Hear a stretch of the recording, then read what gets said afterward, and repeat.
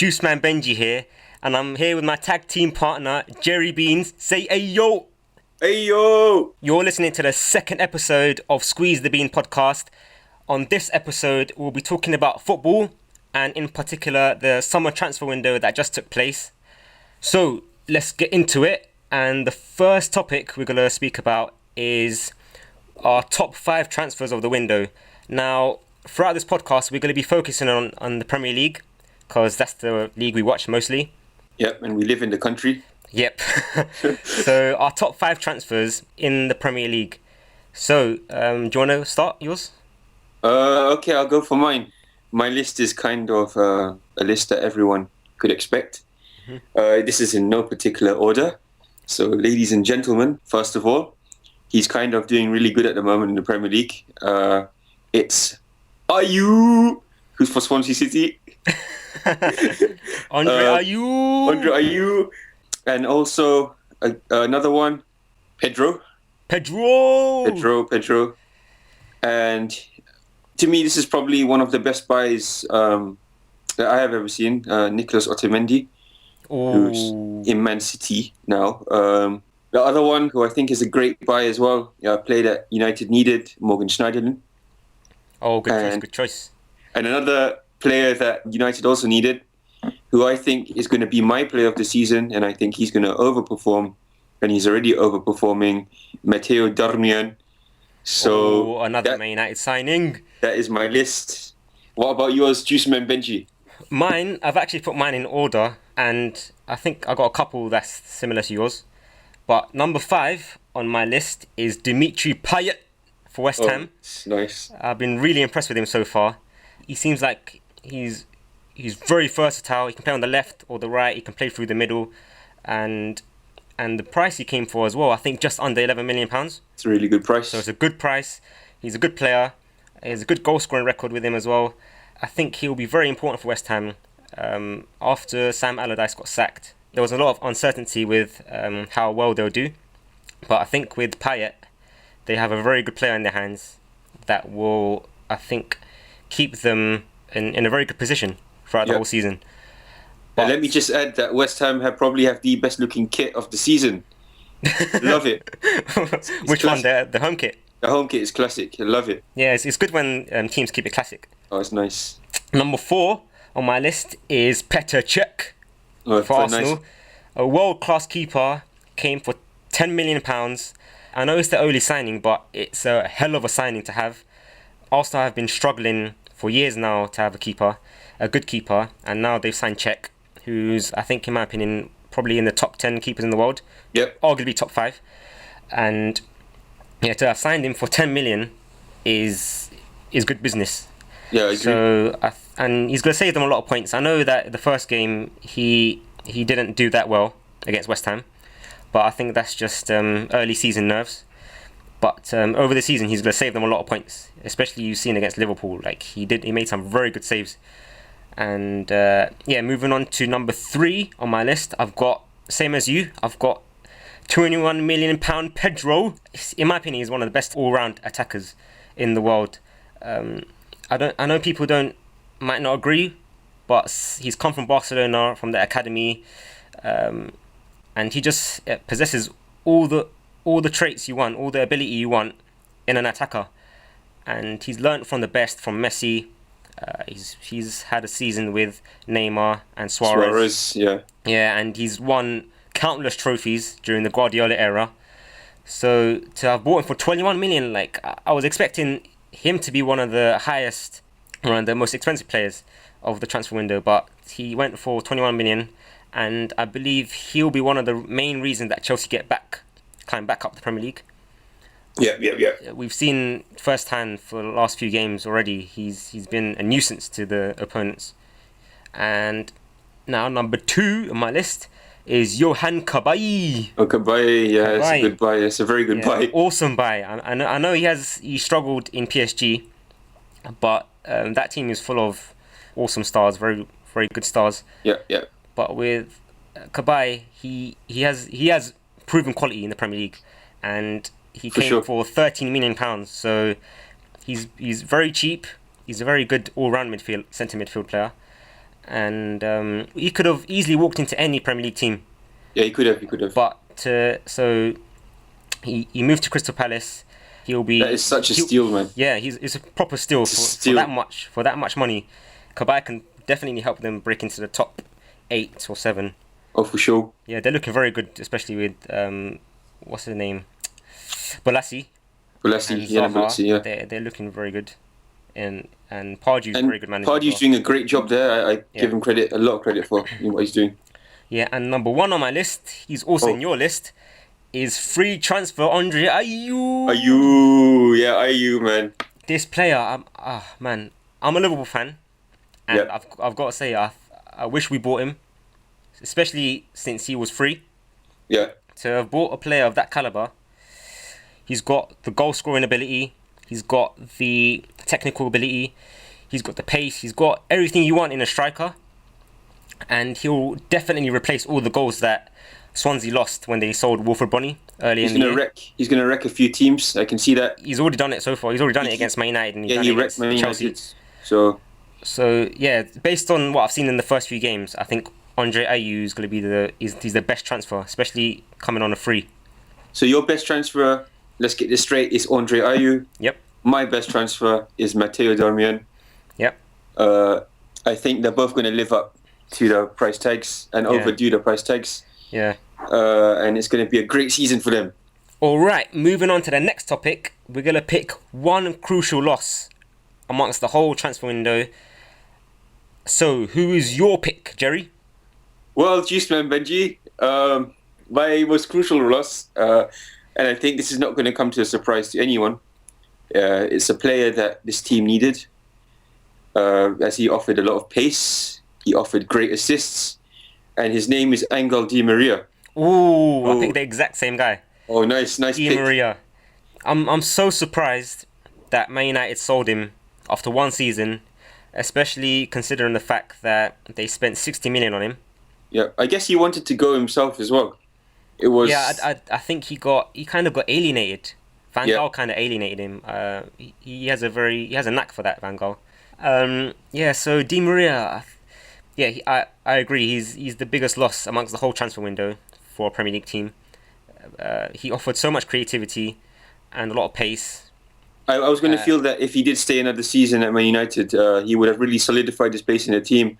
Yeah. And he would have been an integral part of the team's success. But considering the fact that Van Gaal's playing the likes of, no disrespect, Ashley Young instead, which is very surprising. I mean, Di Maria is a world-class player. He's, in many people's eyes, he's one of the best players in the world. Yeah. So for Man United to have just sold him like that, it's not like he performed like Falcao.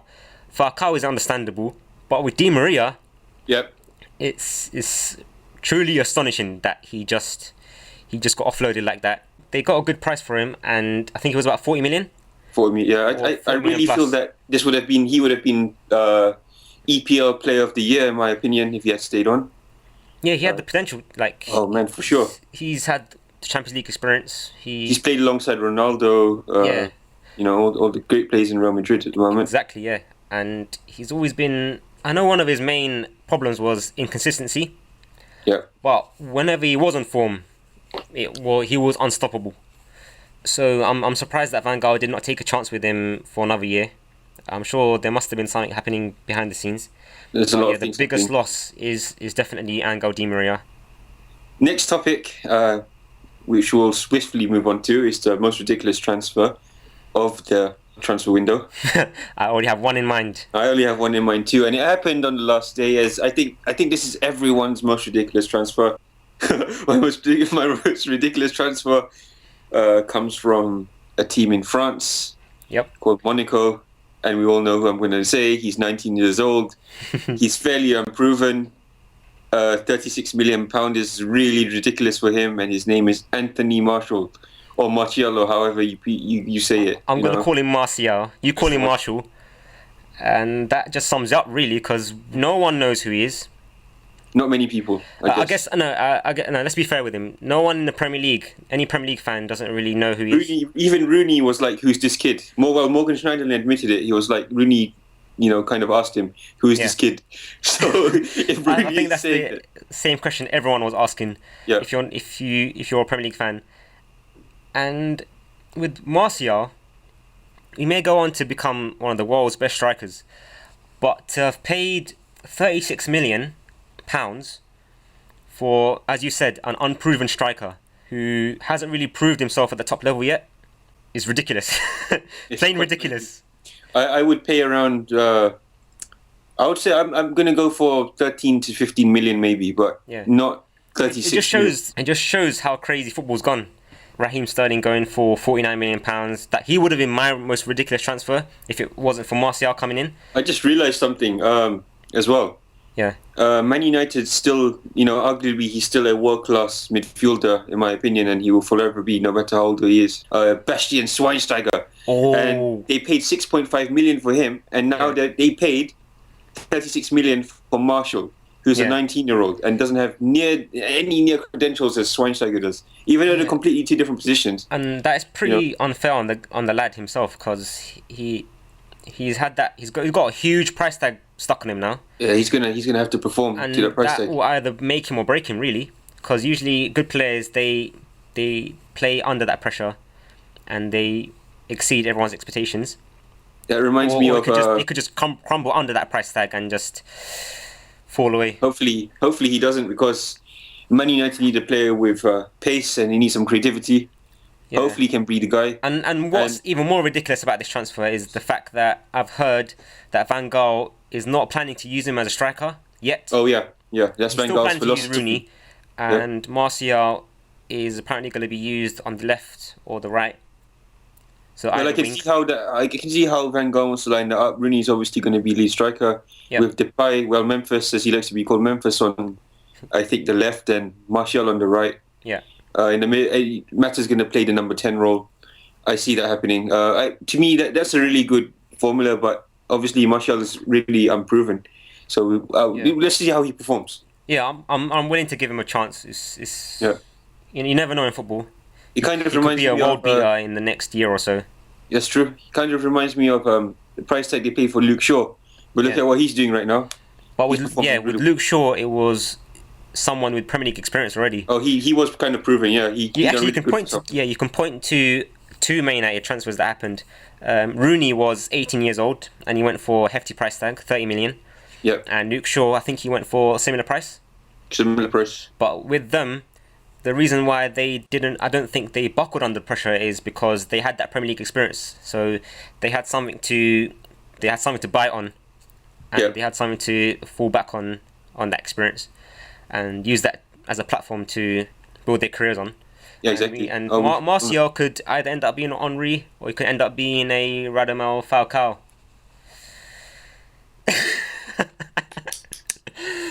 But Martial's been compared to Henry a lot. A lot of people are saying, well, he's like the next Henry and what. Well, we'll see how it materializes this season. Hopefully he plays good. I wish all the best to the kid. Yep. So can you imagine people that young going for such a big price tag at the moment? It's crazy, man. It's mad. Brother Falcao. So for our last topic, we're gonna make a prediction for the season, the Premier League table, and to make it easier for us, since the Premier League is so unpredictable, we're both gonna pick a top 6 and a bottom 3, and then once we make those picks, we will come back to these in May. If we ever do a podcast in May, we'll come back to it, and then we'll see how close we were. So, shall I start? I go for it. I'll go for my top 6 first, and I'll go from bottom to top. So 6th, some people might be surprised with this, but I'm gonna go with Swansea. And 5th, I'm gonna go for Liverpool. And the only reason they are 5th is the fact that they've spent a lot of money again, and this time, as opposed to last season, they look like a team that have enough quality to be able to push for the top 4 spots again. But I think they're just gonna fall off those top 4 positions because of the Europa League. And 4th position, I'm going with Man United. So I don't see them improving from last season in terms of position. I see them maybe improving in terms of points slightly, purely because of their defence. You mentioned Darmian being one of the best transfers, and I do agree with you. He's one of the best transfers to happen in this window. They've got Darmian, they've got Luke Shaw as the fullbacks. They have Smalling, who's coming into a very good vein of form. And who's your other centre back? Daley Blind, but I think you've been playing Daley Blind, who's been a good. He's been performing quite well. But when row your boat comes back, he will obviously take over from the CB position, and I think he's gonna shine this year. Yeah. So far, Blind has done a good job as a makeshift centre back. Yeah. And of course, you guys got De Gea and Romero. Is that his name? The goalkeeper? Yeah, Sergio Romero. And you also got Victor Valdez still. So you got 3 top quality keepers. Yeah. You've got a very solid back 4. And on top of that, you got Schweinsteiger and Schneiderlin covering that back 4. So there's no doubt in my mind that your defence will be the main reason if you ever break into the top 4. And I believe that you guys, Man United will get 4th. That's the one. And I think all they need to do is gel as a team, and Van Gaal needs to sort himself out, and we're done. Yeah, all he needs to sort out is the attack and who plays where, because at the moment it doesn't seem like they've settled yet into positions. And my 3rd place prediction is Arsenal. So again, no improvement in terms of position from last year, but I believe they will improve on points as long as Ozil comes into form. Because so far he's more or less been, I would say he's been more or less very inconsistent still. That's been one of the reasons why Arsenal have not pushed for the Premier League title recently. He's one of the main players that needs to push into that next gear now. He's got the world class talent. We've seen him do it in La Liga and on the international level.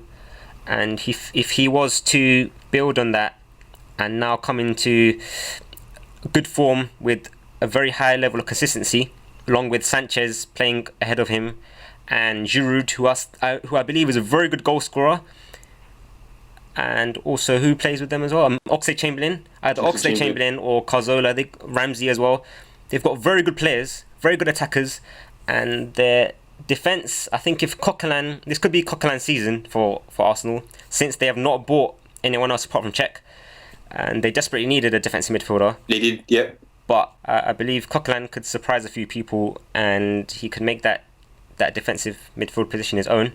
And then you've got good defenders in Koscielny, Mertesacker, and you've got Hector Bellerin. Yeah, Bellerin. Who's turning out to be one of the best young fullbacks in the league. And obviously Gibbs, he's always been good. He's reliable. And obviously I mentioned Czech at the beginning of our podcast. Now moving on to 2nd place, I've picked Chelsea. Yep. Despite their poor form at the beginning of the season, I've seen enough of them play with Pedro in the team to believe that Pedro would be the key to pushing them back up that table. And I think... And Randall Falcao. Off the bench, I think Falcao will get a very hefty goal tally of about 5. Oh! If he's lucky. But I think they'll just fall short of Man City, who are my 1st place prediction. No one would have imagined that they started this well. I think they got 12 goals, none conceded. They've got maximum points. And they added Kevin De Bruyne and Otamendi to their ranks. And I don't see them moving off 1st place anytime soon. I think they're going to stay there throughout the whole season. It's scary, the squad they've built. Yeah, I just don't see anyone challenging City this season. I can't wait to see them play. Well, more in the season, especially the Champions League. I want to see how well they do against Europe's elite. So yeah, I believe that the Champions League would be the only reason they may fall off a bit in form, because that's where they've struggled most over the last few seasons. But I think they've had enough experience to not fail around the last 16 stage anymore, or last 8, wherever they went last year. They need to push on and get to the semis. and with the team they have, the squad they have now, they should really be pushing for the finals and for pushing with the Premier League. There's no excuse for them. They've spent tons of money now to not push for big pieces of silverware. Because I mean, in the Champions League, well, Man City have Juve, they have Sevilla, and they have Borussia Mönchengladbach, or however you say it. Mönchengladbach or something. Yeah, I know you're talking about. So they've got a really, they've got a solid group that they have to play through. Man City versus Juve is going to be a match. At the moment, last year's finalists, don't forget. Oh yeah, that's going to be a tough one for them. And but other than that, yeah. Well, Juve haven't started the season really well at all. I think they've lost most of their games. That could be down to losing players like Vidal. Yeah. Yeah. But other than that, we're set for a great Champions League. Yeah, the draw was good. The draw was brilliant. Yeah, exactly. I'll go over to my top 6. Go ahead, Jerry. In number 6, we have your favourite team, Liverpool. Yeah. So that I can't see them, breaking top 4. I'm sorry, guys. I just can't at the moment. After this podcast, I need to have a word with you in private. I may be Liverpool 6th. I can't believe it. I may be proved wrong by the end of the season. If I do, if Liverpool break into the top 4, I promise I will buy a Liverpool T-shirt and I will wear it for a week. So that's how much I believe they won't break into top 4 by the end of the season. I take that deal. So number 5. This will come as a surprise to people. I put Everton in number 5. Ooh, that is very, very surprising. That's a very surprising one. But I think Everton... Could you explain why you think Everton are going I think as the season progresses, they will gel more as a team. And I really do see them breaking top 5, in my opinion. Yeah, well, I think last year, I kind of agree with... Not with your prediction for 5th place, but I agree that Everton, compared to last season, will have a much, much better season. And I think Ross Barkley... Oh, yeah, I was going to say about Ross Barkley. I think Ross Barkley will stand out the whole season, to be honest. Ross Barkley, I think Lukaku will have a good season. They've got Delafeu from Barcelona. He will have a good season. And they have one of my favourite fullbacks in Leighton Baines. And they got Seamus Coleman, don't forget. Seamus Coleman. Tim Howard is a very solid Premier League keeper. Oh, Tim Howard's a great keeper. So they have a solid team. They're the underdogs. They want to look out for. But I'm not sure about 5th place. I think they're going to break top 5. In my opinion, this is I've just noticed. We did not even consider Tottenham.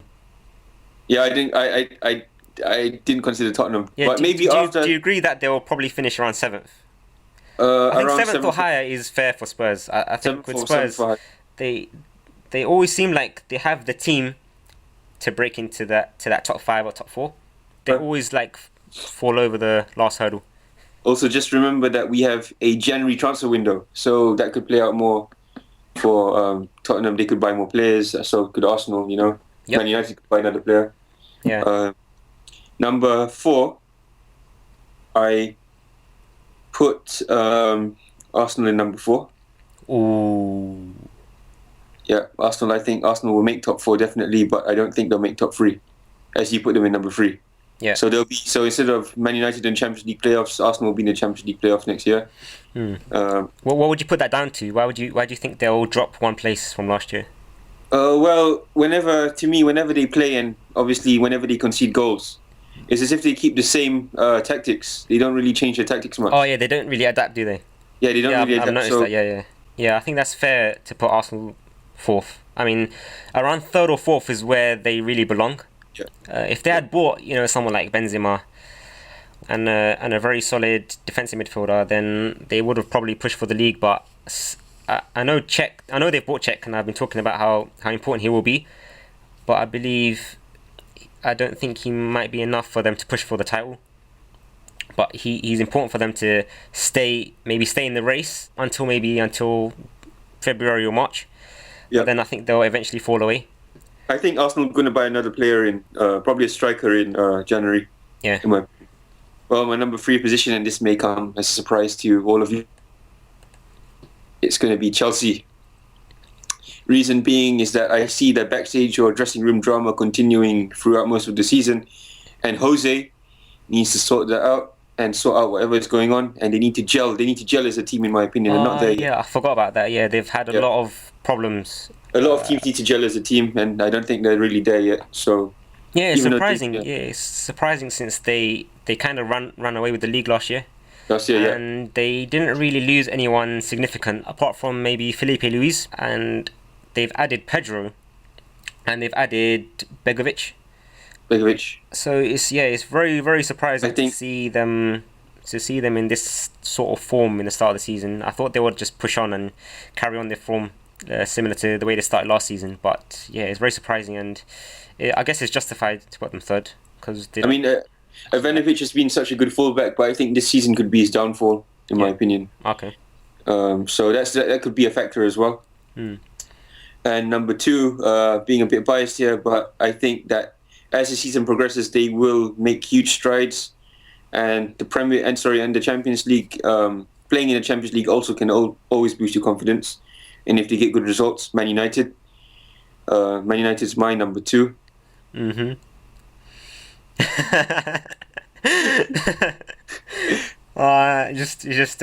put Man United second and you put Liverpool sixth. Well, I think as the season goes on, the players in Man United will make very good partnerships. Rooney and Memphis already are starting to have a really good partnership there. Okay. Great assists and obviously great goals from Memphis. And don't forget Martial getting in 60 goals. Yeah, for sure. Top scorer. We'll agree on one thing. He's going to get more goals than Falcao. Yeah, he will get more. I think Falcao played last season. I don't know I forgot how many goals he got for United, but I think Martial's going to get more goals than him. Apologies to any Falcao fans. We're not hating on him. It's just we just like a bit of banter, to be honest with you. Yeah, it's just we both kind of share this hatred for Chelsea. Yes, so it's not pure hatred. It's just we like seeing teams like Chelsea and City do badly. But my number 1, and this is not a surprise to anyone, to be honest, it's your number 1 too, and I think everyone's number 1, unless you have put someone else in number 1, obviously. I was considering Watford. Oh yeah. That's a great team for number 1. But my number 1 is going to be obviously Manchester City. No more the noisy neighbours. So the reason why I'll expand on it, as you said, they're a really scary team at the moment. Yeah. And I agree that scary team, scary squad. Let me get this straight. I think they've made the best buys of the season, strengthening defence in a great defender such as Nicolas Otamendi. Yeah. Then you've got a world-class attacking midfield. Would you say De Bruyne's world-class at the moment, or do you think he's not yet? I think give him one more season. Yeah. And if he goes at the same rate of the amount of goals and assists he's getting, I'll consider him world class by the end of the season. I would say that he's borderline. And I wouldn't doubt that happening because he's got Aguero, he's got Sterling ahead of him now. He's got Silva. Yeah, who's the other striker? They got Bonny as well. And yeah, the quality around him will probably improve his rate of goals and assists. Especially his assists, because he's a very good playmaker. He's an awesome playmaker. But we've seen, and I know he didn't get much of a chance in Chelsea when he was there. Yeah. So he will probably have that chip on his shoulder, and we will be desperate to prove himself in the Premier League. So that could add to Man City's rampage. And also, in my opinion, when he was first bought by Man City for £49 million sterling, I was doubting that, but I think he's going to perform really well for Man City. Yeah. So they've literally just strengthened the whole team times probably 5 or something. Yeah. So, oh man, we've got to guess the bottom 3 teams of the league. I'm just gonna say 3 teams. I'm not gonna put them in any order. I'm just gonna go with Norwich, Sunderland, and Watford. So Norwich, Sunderland, and Watford. I don't really have any specific reasons why they're in the bottom 3. I think for Watford, I would just say that I think they made the most signings in the Premier League out of all the teams. They made about 15 signings. Considering that when you make that many signings, it's just going to be bad for your squad, and it's going to take a very long time to gel. So with Watford, I think that, also obviously considering that they've been promoted as well, so that's not going to help. And it's been a long time since they've been in the Premier League, so I just don't see them coming out of that relegation zone. And with Sunderland, they've been hanging around the relegation. Well, they've been in the relegation battle for so many years now. For the last few years. As we can see at the moment, they're about 20th. Yeah, right now So- they're 20th. Yeah. I don't think they'll finish rock bottom, but they will be in the relegation zone. And yeah, just like Wigan was a few seasons ago, they've just been hanging around that relegation area for so many seasons now, and I just think there's something about them that there's something about their morale and their the way they play. It just seems like they're not gonna they don't have the confidence to push up that mid-table position or push through that area of the table, and I just think they'll eventually just falter. Yep. And Yeah. obviously Norwich, there's no particular reason why I put Norwich in the bottom three. I think the main reason is the fact that the other teams that I've considered, I think they have enough quality in their teams, like Newcastle, who've got Musa Sissoko, they've got Tim Krul in goal, they've got Papi Cisse. All those other teams, they've all got enough quality to not be in trouble throughout the whole season. I don't think there's going to be. I think the relegation scrap this year is going to be just between about 3 or 4 teams. Yeah. I'm not sure about the fourth team, but my three main teams definitely will be Norwich, Sunderland, Watford. So that's my 3. What about yours? My 3 are almost very similar to yours. I've got 2 that are really similar, which is Sunderland and Watford. But my team for 18th place, in my opinion, is going to be Newcastle. Okay. Yeah. Even though they're such a huge team and they're really, the fans are some of the best in the world, they're true football supporters. Yep. It's going to be sad to see them if they get relegated. I hope not, because I love seeing Newcastle in the league. Yeah. Much love to them out there. Much love to all teams, really. Apart from that time, that one time they got relegated years Yeah. back, they've more or less been a Premier League mainstay. Like when you think about the Premier League, you think about teams like Chelsea, Arsenal, Liverpool, Man United, and Newcastle. And Everton. I would say Everton. Yeah, as of well. course, Everton. Yeah, they've been there since the beginning as well. I think one of the teams that will shine this year, there was West Ham and Swansea. Well, 2 of them, West Ham and Swansea. And my final question, actually, which is going to be on the fly, as we didn't really plan for this question, Yeah. is who do you think by the end of the season are going to be your top 3 players? Oh, top 3 players. Oh, in the Premier League, yeah. Yeah. Oh, that's a tough one, man. Okay, I'm not gonna put them in order. Okay, good. Yeah, I don't want to... I've only got one in mind at the moment. I'm gonna throw in Pedro. Oh, Pedro. I think he's been brilliant. I'm gonna say Andre Ayew.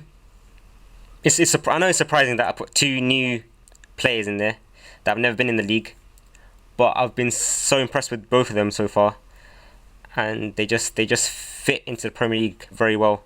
I don't see them slowing down anytime soon. Number 3, I would go for. I'm trying to think for myself as well. I don't know why I asked the question if I don't have an answer. I know the players that I pick. I'm gonna end up regretting in like a few minutes. So who have we got? So we've got Ayew. I picked Pedro and I picked Ayew. So they're both really attacking players you've got. Yeah, I was gonna say Hazard. I was gonna consider him, but since I picked Pedro, I sort of just ignored Hazard. Number 3, I'll go for. Okay, I'm gonna be biased because I'm having a hard time thinking about this. I'm gonna go for Felipe Coutinho. Explain what's your methodology or thinking behind that.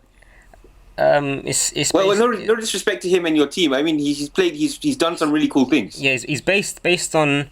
He was in the team of the season last year, I think. He just seems like he'll be the guy to get Liverpool ticking. He's looking like he's gonna build up a very, very fruitful partnership with Benteke, and he's also got his fellow countryman with him alongside him, Firmino.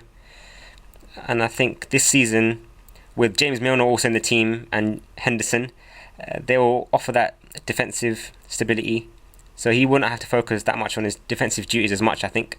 As long as Rodgers knows what he's doing, I believe Coutinho, he's shown enough now, especially last season, that he's a match winner. He's got tons of ability. I know it's slightly biased because I've been watching him every game so far.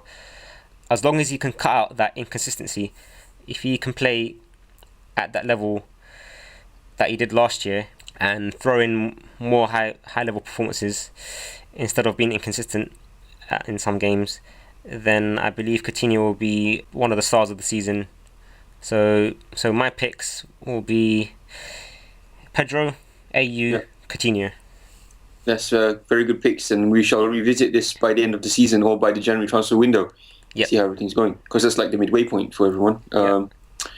Well, I haven't really thought of mine, so I really don't know why I asked the question, but this is on the fly. This is on the fly, so I'm going to go for my three. I'm still sticking, obviously, with probably my favourite player to watch at the moment in the fullback role, which is Matteo Darmian. Yeah, he's brilliant. He's been brilliant so far. He's been brilliant. I think he's going to be one of the standout players of the season for sure. And another one, also this is in no particular order, and I think also not a surprise to many people, Sergio Aguero. Reason being, oh my gosh, I forgot about him. Because the reason about Aguero is because, one, he is a proven goal scorer. He's number two, he's beast. He is a proven goal scorer, and we all know that. But number three, and most important to me, Pellegrini and the owners of the team, obviously who provide financial backing, they have bought three great players. Yeah. Built behind Aguero, which is my reasoning for this. They've gelled well. Yeah. It's solid. You can't go wrong with that team. We just have to see how the three new signings will do together, first of all. Yeah. And not number one. Do you think I know Sterling has slotted into City's team, but do you think De Bruyne and Otamendi will just slip into that first 11? I think so. I think so straight away. Okay, cool. Man, my last player. So far you got Aguero and Darmian. Okay. My last player would again have to be Falcao. No, I'm joking. My last player would. Oh man! It'd be awesome to see him prove us wrong and end up being a player of the season. Like that'd be cool. I hope he proves us wrong, because the amount of Falcao jokes we have made. Yeah, it's unhealthy and unwarranted, but it's just because of his season last year. That's why Yeah. But like, I think there's so many people who could compete for that place. But I think again this year, Hazard is going to shine. Hazard. Yeah, so Hazard's going to shine this year again. In my opinion, I was going to say Memphis. Okay. But I think Hazard's going to shine. I think Memphis hasn't shown enough yet in the Premier League. Oh, not yet. To warrant a place in top three.